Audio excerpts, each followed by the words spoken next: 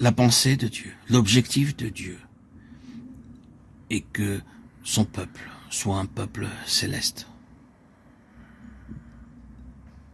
C'est la plénitude céleste qui doit être recherchée pour que le peuple soit rempli de sa plénitude.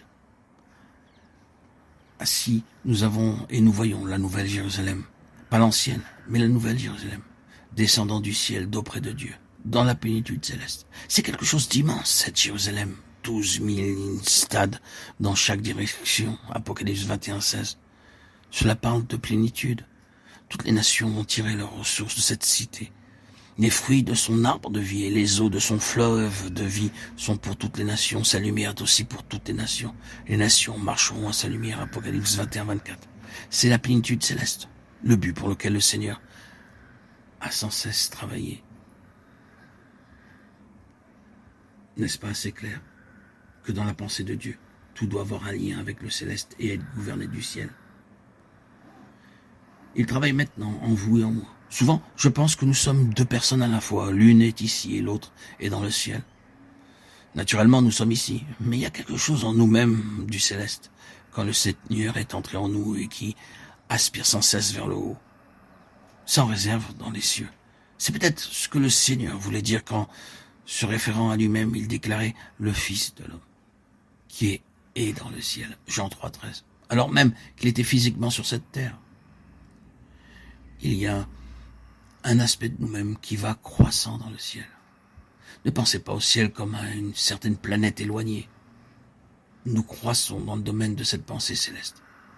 Quelque chose en nous va vers le haut.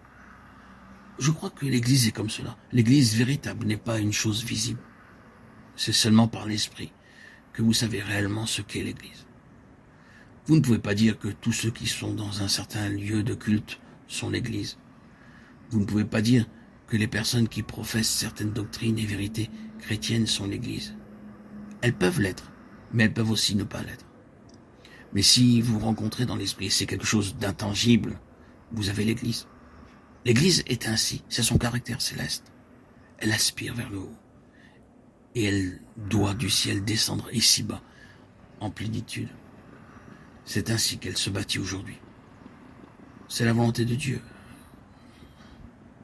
Qu'il en soit ainsi.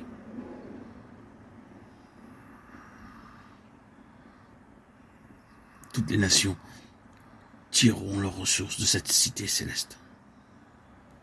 Les fruits de son arbre de vie et les eaux de son fleuve de vie sont pour toutes les nations.